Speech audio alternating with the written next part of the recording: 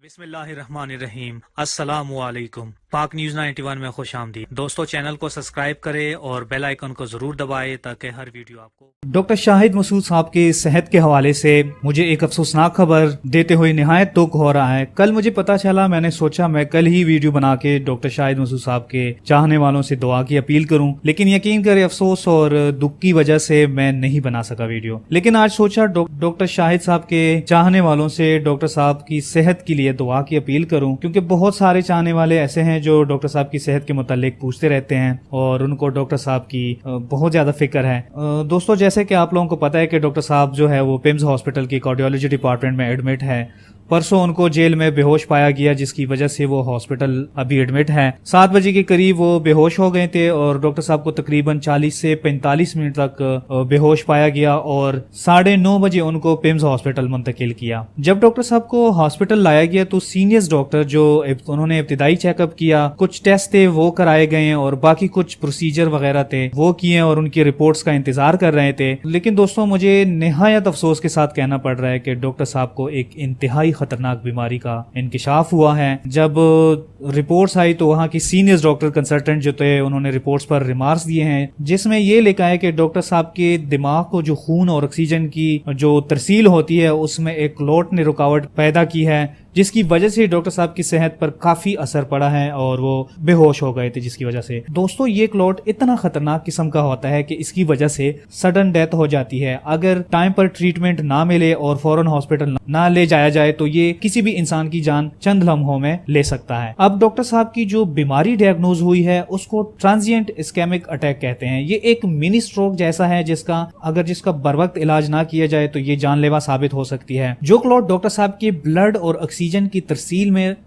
رکاوٹ پیدا کر رہا تھا وہ آگے چلا گیا ہے۔ اللہ کا شکر ہے کہ وہ کلوٹ آگے چلا گیا ہے۔ اگر یہ رک جاتا تو خدا نہ خواستہ اس میں ڈاکٹر صاحب کی سڈن ڈیتھ بھی ہو سکتی تھی، لیکن اللہ کا شکر ہے کہ وہ کلوٹ جو ہے وہ آگے چلا گیا ہے اور بلڈ اور آکسیجن کی جو ترسیل کی جو رکاوٹ پیدا ہوئی تھی وہ دور ہو گئی ہے۔ لیکن دوستو، یہاں نہایت افسوس کے ساتھ مجھے کہنا پڑ رہا ہے کہ ڈاکٹر شاہد مسعود صاحب کو جو ڈاکٹرز کی ٹیم دیکھ رہی تھی اور جو دیکھ رہی ہیں ابھی بھی، ان کے مطابق اور ان کے رپورٹس کے مطابق اس کلوٹ کی وجہ سے ڈاکٹر صاحب کے دماغ کا ایک حصہ جو ہے وہ ڈیمیج ہو گیا ہے، جو نہایت بری خبر ہے، کیونکہ اللہ نہ کرے کہ ڈاکٹر شاہد مسعود صاحب کو کچھ ہو جائے، لیکن اس ڈیمیج کی وجہ سے کسی انسان کے جو بولنے کی صلاحیت ہوتی ہے وہ چلی جا سکتی ہے، یا وہ معذور ہو سکتا ہے، یا پھر اس میں سڈن ڈیتھ بھی ہو سکتی ہے۔ اللہ کرے ڈاکٹر شاہد مسعود صاحب صحت یاب ہو، ایسا کوئی ہمیں بری خبر نہ سننے کو ملے، اللہ نہ کرے کبھی ایسی خبر ہمیں سننے کو ملے۔ اب یہ جو سینئر ڈاکٹرز ہیں ان کی طرف سے جیل حکام کو ایک خط لکھا گیا ہے جس میں یہ صاف لکھا ہے کہ ڈاکٹر صاحب کو ہاسپٹل میں ہی رکھا جائے، کیونکہ ڈاکٹر صاحب کی کنڈیشن ایسی نہیں کہ وہ جیل میں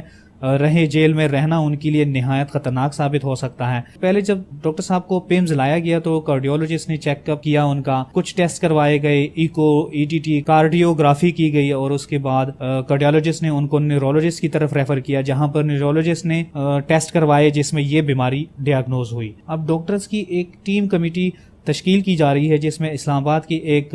مشہور نیورولوجسٹ ڈاکٹر مظہر پاشا کی سربراہی میں تشکیل دی جا رہی ہے یہ کمیٹی، اور جو اس ٹیم کو لیڈ کریں گے، جس میں وہ لوگ یہ فائنڈ آؤٹ کریں گے کہ اصل میں یہ کلوٹ جو آیا تھا یہ کس وجہ سے آیا تھا۔ آج ڈاکٹر صاحب کی ایم آر آئی اور سی ٹی اسکین ہونے ہیں جس میں کافی حد تک پتہ چل جائے گا کہ اس کلوٹ کے بارے میں ڈاکٹرز کی ٹیم کو کافی کچھ پتہ چل جائے گا، کیونکہ یہ کافی خطرناک ثابت ہو سکتا ہے اور دماغ کا جو ایک حصہ ڈیمیج ہو گیا ہے۔ اس حوالے سے یہ بات سامنے آ رہی ہے کہ ڈاکٹر صاحب کو شروع میں جب ہتھکڑیاں لگائی جاتی تھی اس میں دماغ سے جو شریان آتی ہے جس کا لنک دائیں ہاتھ سے ہے، اس کی وجہ سے کافی نقصان ہوا ہے۔ دوستو، یہ ہمارے ملک میں انصاف کا قانون ہے، جہاں چور، ڈاکو اور قاتلوں کو نہایت عزت کے ساتھ پارلیمنٹ میں جانے دیا جاتا ہے اور جب عدالت میں پیشگی کے لیے لایا جاتا ہے تو شان کے ساتھ لائے جاتے ہیں اور ایسے لگتے ہیں جیسے کوئی شہزادہ دورے پر جا رہا ہو۔ بدماشیاں نے جو نقصان کرنا تھا ڈاکٹر شاہد مسعود صاحب کا وہ کر گئے۔ اس ملک انصاف جو ہے صرف وہ بدماشیاں کے لیے ہے، غریب اور بے بس انسان کے لیے یہاں کوئی انصاف نہیں۔ یہ تو ہم عوام کھڑے ہو کر کسی کے لیے آواز اٹھاتے ہیں، ہمیں سوشل میڈیا کے تھرو پتہ چل جاتا ہے. ساہیوال کا واقعہ یقین کرے اگر کوئی سوشل میڈیا پر ویڈیوز نہ اپلوڈ کرتا تو معاملہ دب جانا تھا, کسی کو خبر تک نہ ہوتی کہ کتنا بڑا ظلم ہوا ہے. ڈاکٹر شاہد مسعود صاحب کا بس یہ گناہ ہے کہ وہ بدماشیہ کے خلاف انہوں نے آواز اٹھائی ہے, انہوں نے اس ملک کے عوام کو بدماشیہ سے خبردار کیا ہے, ہر موقع پر ہمیں بتایا ہے کہ کیسے یہ لوگ اس ملک کی تباہی کر رہے ہیں. یہ یاد رکھیے دوستو, ان کی زندگی میں بہت برے دن آئیں گے, یہ لوگ اتنی ذلیل ہوں گے جس کی کوئی حد نہیں ہوگی, اور جو بھی اس ظلم میں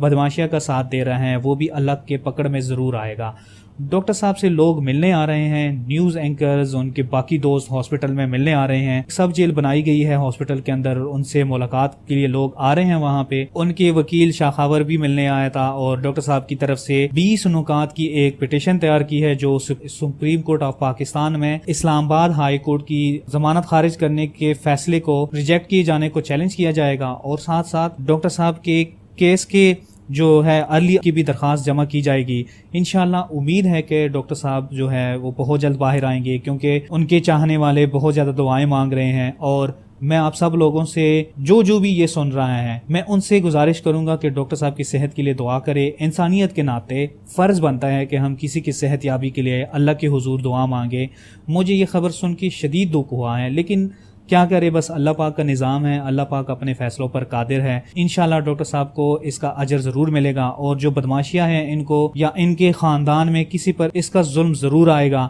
کیونکہ اللہ پاک کا نظام ہے جس کے ساتھ برا کرو گے تو کل تمہارے ساتھ بھی کوئی برا کرے گا. تو میں دوستوں آخر میں دوبارہ آپ لوگوں سے گزارش کروں گا کہ اللہ کے حضور ڈاکٹر صاحب کے لیے دعا مانگے, ان کی صحت یابی کے لیے دعا مانگے. اپنے دوستوں, اپنے حلقہ احباب میں سب سے دعا کی اپیل کریں, اور جتنی ہو سکے آپ کی سوشل میڈیا یا جہاں بھی آپ لوگ جس پلیٹ فارم کو بھی یوز کر رہے ہیں وہاں پہ آپ لوگوں نے ڈاکٹر شاہد مسعود صاحب کے حق میں آواز اٹھانی ہے اور دعا ضرور مانگنی ہے.